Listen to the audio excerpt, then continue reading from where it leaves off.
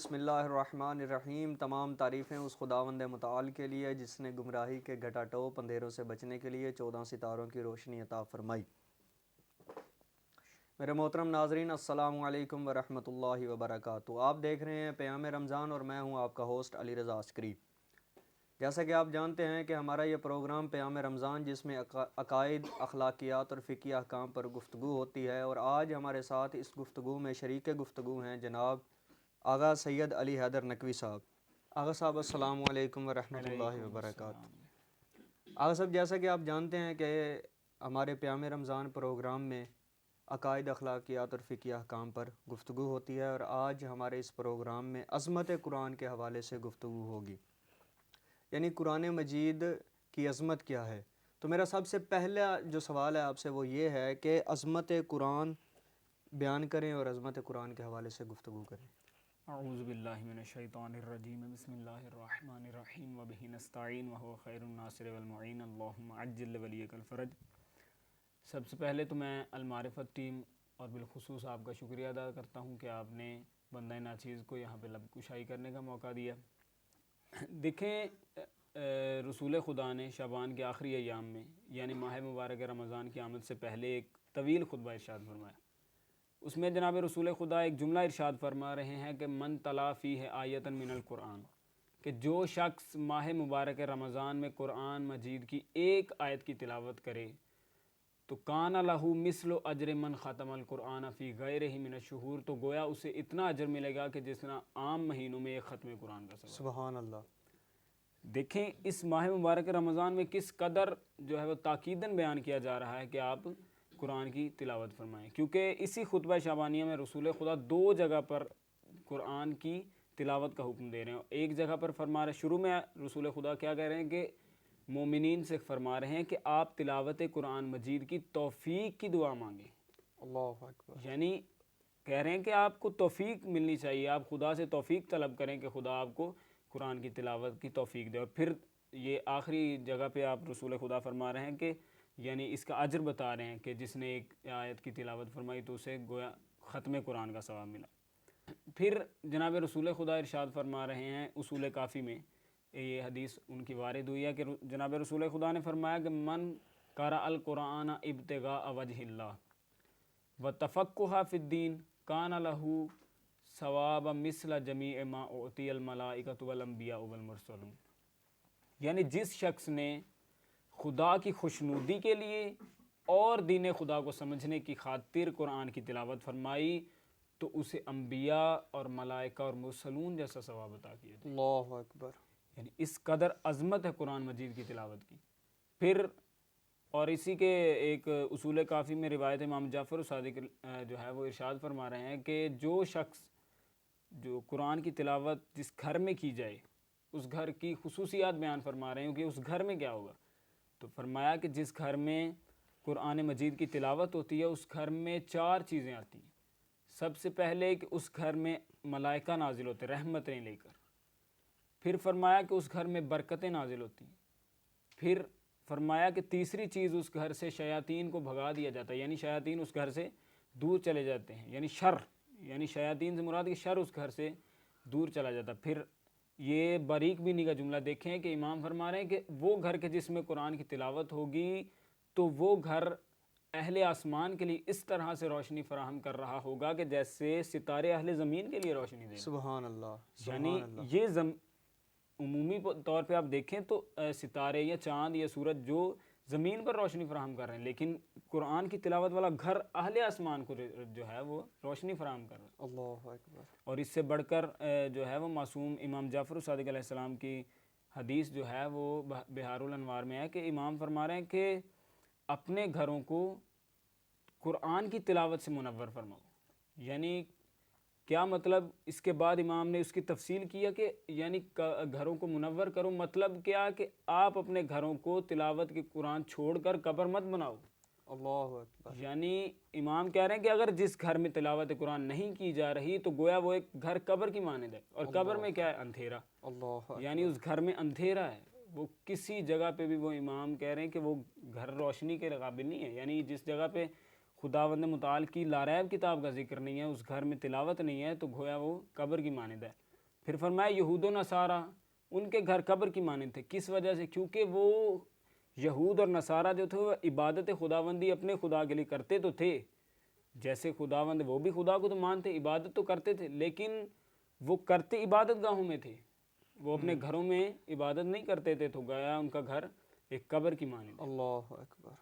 اور میں امام حسن علیہ السلام کی ایک جو ہے وہ روایت امام حسن علیہ السلام سے نقل ہوئی ہے، تو وہ سنانا چاہوں گا کہ امام حسن علیہ السلام فرماتے ہیں کہ من قرأ القرآن کانت لہو دعوت مجابت اما مؤجلۃ و اما مؤجلۃ. یعنی امام قرآن کی تلاوت کے لیے جو قرآن کی تلاوت کرتا ہے اس کے لیے خوشخبری امام سنا رہے ہیں، کہ امام کہہ رہے ہیں کہ جو بندہ قرآن کی تلاوت کرے گا اس کے لیے سب سے پہلی خوشخبری یہ ہے کہ اس کی دعا مستجاب ہے، سبحان چاہے وہ ابھی ہو یا دیر سے ہو. دیر سے. معصوم علیہ السلام ارشاد فرماتے ہیں کہ من قرأ القرآن فی المصحف متع ببصرہ، یعنی جو شخص بھی قرآن کی تلاوت کرے اس حالت میں کہ وہ قرآن کے الفاظ میں نظر رکھے ہو، یعنی قرآن کے صفحات میں دیکھ رہا ہو، تو اس کی بینائی میں اضافہ کیا جائے گا. سبحان اللہ. یعنی قرآن مجید کے صفوں کو دیکھنے سے انسان کی جو نظر ہے وہ بھی تیز ہوتی جی ہے. بالکل. دیکھیں سبحان اللہ. یعنی اس قدر عظمت ہے قرآن مجید کی، اللہ اکبر. اور اس سے بھی جو بڑی فضیلت جو میں نے قرآن مجید کی پڑھی وہ یقیناً کمال امام نے فرمایا کہ معصوم فرماتے ہیں کہ من قرأ القرآن فی المصحف، جو تلاوت قرآن کرے گا اس حالت میں کہ وہ صفوں میں دیکھ رہا ہوگا، تو تخفف العذاب عن الوالدین ولو کانا کافرین. یعنی جو بھی شخص، کوئی قید نہیں ہے، تمام اشخاص سے ہے کہ جو بھی شخص قرآن کی تلاوت کرے اس حالت میں کہ وہ قرآن کے الفاظ کو دیکھ رہا ہو، تو عذاب میں تخفیف دی جائے گی اس کے والدین سے. اگر اس کے والدین عذاب میں ہے تو اس کے والدین سے عذاب ہٹایا جائے گا، اللہ اگرچہ وہ دونوں والدین کافر ہی کیوں نہ مرے ہوں. اللہ اکبر. یعنی مسلمانوں کی قید نہیں ہے، امام فرمانے کافر بھی ہو تو اس سے عذاب ہٹا لیا جائے گا. اس کے ذیل میں ایک واقعہ ہے کہ ایک جو آدمی تھا تو وہ آدمی جو ہے وہ دنیا سے پردہ کر گیا، تو اس کا ایک بچہ تھا چھوٹا، وہ توتلی زبان بولتا تھا. تو اس کی جو والدہ تھی بچے کی، اس نے اس بچے کو مدرسے میں داخل کروا دیا. اب اس بچے نے مدرسے میں پہنچتے پہلے ہی دن میں جو ایک آیت تلاوت فرمائی، بسم اللہ الرحمن الرحیم کی تلاوت فرمائی اپنی توتلی زبان میں، تو خداوند عالم کو اس کی توتلی زبان اس قدر پسند آئی کہ خداوند عالم نے اس کے والد سے عذاب کو ختم کر دیا. اللہ اکبر. سبحان اللہ. ماشاء اللہ آغا صاحب، آپ نے بہترین گفتگو فرمائی عظمت قرآن کے حوالے سے. تو میں اگلا سوال آپ سے یہ عرض کرنا چاہتا ہوں کہ کیا قرآن مجید کے اتنے فضائل ہیں اور قرآن مجید کو پڑھنا اتنا ثواب ہے؟ یقیناً ہے باقی ایام میں بھی، لیکن ماہ مبارک رمضان میں قرآن مجید پڑھنے کا زیادہ ثواب ہو جاتا ہے. آیا کہ قرآن مجید اور ماہ مبارک رمضان میں کوئی خاص گہری نسبت پائی جاتی ہے؟ اس کی کیا وجہ ہے جو اتنے زیادہ فضیلت قرآن مجید پڑھنے کی، تلاوت کرنے کی ماہ مبارک رمضان میں؟ جی بالکل. دیکھیں قرآن مجید اور ماہ مبارک رمضان کے درمیان ایک گہری نسبت ہے، اور بعض جو علماء ہیں ان کے نزدیک تو وہ کہتے ہیں جی کہ ماہ مبارک رمضان کی عظمت وہ کہتے ہیں اس وجہ سے نہیں ہے کہ اس میں روزہ واجب ہے. اب روزے کی فضیلت آپ بہتر سمجھتے ہیں کہ روزہ کیا ہے. روزہ وہ فضیلت کا حامل ہے کہ یعنی جس میں انسان کے منہ کی بو خدا کہہ رہا ہے کہ مجھے مشک کی خوشبو سے زیادہ پسند ہے. اللہ اکبر. پھر بھی وہ علماء کہہ رہے ہیں کہ پھر بھی اس روزے کی اس فضیلت کے باوجود بھی خداوند عالم نے ماہ مبارک رمضان کو اس کی وجہ سے فضیلت نہیں بخشی، بلکہ کس وجہ سے فضیلت بخشی ہے کہ اس میں قرآن مجید کا نزول ہے. اللہ اکبر. یعنی اس قدر عظیم نزول قرآن ہے کہ جس کے متعلق خدا خود فرما رہا ہے کہ اگر ہم اس قرآن کو پہاڑ پر نازل کرتے تو وہ ریزہ ریزہ ہو جاتا. اللہ اکبر. یعنی اتنا وزنی نزول ہے قرآن کا. اور پھر دیکھیں یعنی اس کا مطلب یہ سمجھ آیا کہ ماہ مبارک رمضان جو ہے وہ قرآن کے لیے ایک ظرف کی مانند ہے. سبحان اب ظرف کا مطلب یہ ہے کہ دیکھیں جس جگہ پہ کوئی چیز سما جائے نا، جس چیز کے اندر، وہ اس کے لیے ظرف ہوگی. مثلا دودھ آپ کسی برتن میں رکھیں تو وہ برتن اس دودھ کے لیے ظرف ہے.